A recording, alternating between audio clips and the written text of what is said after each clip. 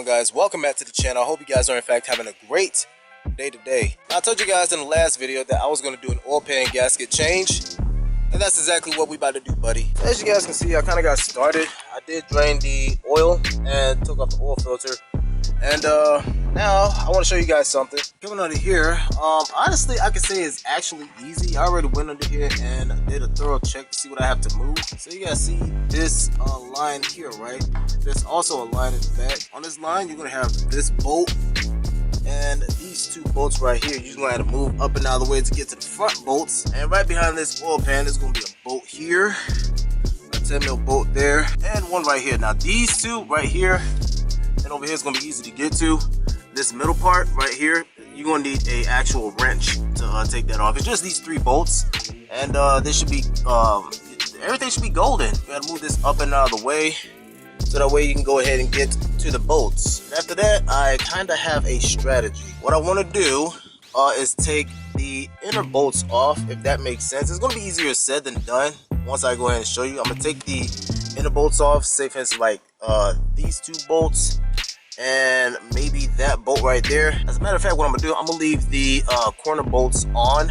Like say for instance, corner bolt here, corner bolt down there, and vice versa on the other side. I'm gonna take the little ones off and leave those on, because what I'm gonna do, I'm gonna show you guys a strategy in the next clip. So that's exactly what I'm gonna do right now, is go ahead and take those bolts off and take the lines up and out of the way, so that way I can actually get to those bolts. And I figured out a strategy what I was gonna do. I'm gonna show you guys that after the time lapse.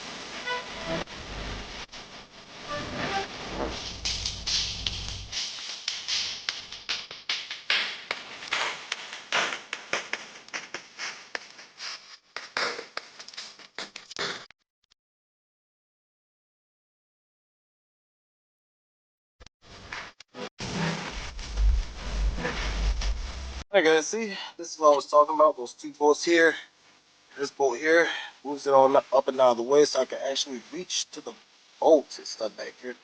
And so is this one. Yep, got to remove. And I ended up removing one of those hooks that was up there. I don't know if you guys seen it on camera. I'm gonna show you guys real quick. Yep, one of these hooks. Yep. So I took that off. This is up and out of the way, so that way I can actually reach to the bolts. Alright guys, so here is the strategy that I was going to tell you guys about. Now I got all the inner bolts out, like in here wise. I'm trying to do the lighting and the camera at the same time, but you guys get the idea. And here as well. Now you see this bolt right there, I didn't take it out.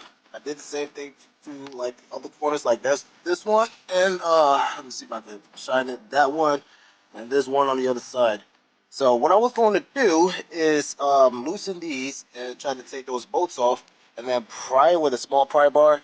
Because I don't know, the reason why I'm doing this, I don't know if this is like, you know, sealed shut or whatever. So I already loosened those two. I'm going to take those two off, pry it a little, and then put those same two bolts back in, and do vice versa on the other side. You know, just to make sure if it's stuck or whatever. You guys get the idea. Just like that, guys. Oil pan is off. I guess so. Kind of raising some concerns. Not too major, but not too minor. Somewhere in between, if that makes sense. Having shavings, these are from the gaskets and stuff on this side.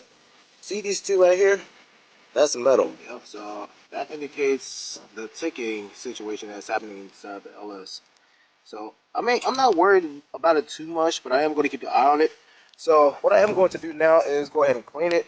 I'm gonna put you guys on the tripod so that way you see the process. So enjoy the time lapse. Alright guys, so I want to apologize. I thought it was recording the whole process of me cleaning the inside of the oil pan, but turns out I didn't. But nevertheless, the oil pan is clean. Of course, you can see like tiny minor imperfections, but like most of the gasket is, you know, scraped off and everything. I use my razor blade to get the edges, not the surface. So make sure you be careful when going through the edges and stuff if you are using a razor blade. Otherwise than that, a plastic scraper and this little abrasive sponge is going to finish off the job with some brake clean.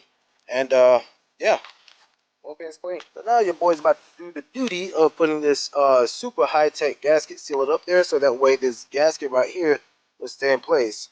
And just in case you guys are interested in part numbers, bam, what it should look like. Now, I am a little bit concerned. There's supposed to be a hole right there, because there's a hole like right underneath the thing, the top of the fan, whatever you want to call it.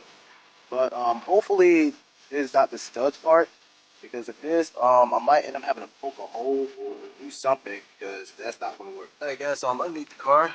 Before putting your oil pan back up, you got to get the top surface as well. So that's exactly what I'm going to do. And I'm not going to sit here and bore you guys with me cleaning this off. So here's the magic of editing.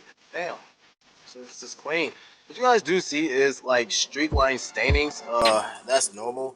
And the little thin layer of that little gasket that I couldn't get to, that's normal as well. So go ahead and slap this pan on. Alright guys, everything is put back together. The new oil filter is on, and I just poured some oil in here. I don't see anything leaking so far. Normally if you do it wrong, you'll see like drips and stuff.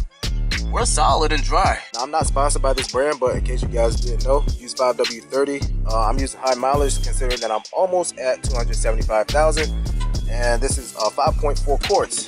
Also not sponsored by this, but I'm using high mileage oil stabilizer to prevent the oil from sitting, and plus I got bad valve stem seals inside of it. This is actually going to replace the 0.4 quarts that's in the oil. Yeah, that's what's happening. All right guys, everything is done.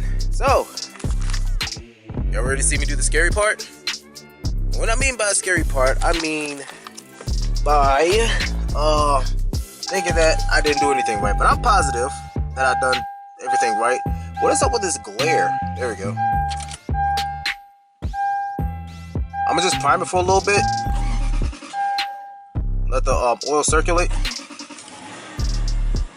Well, never mind. It should be good. So far, we're leak free.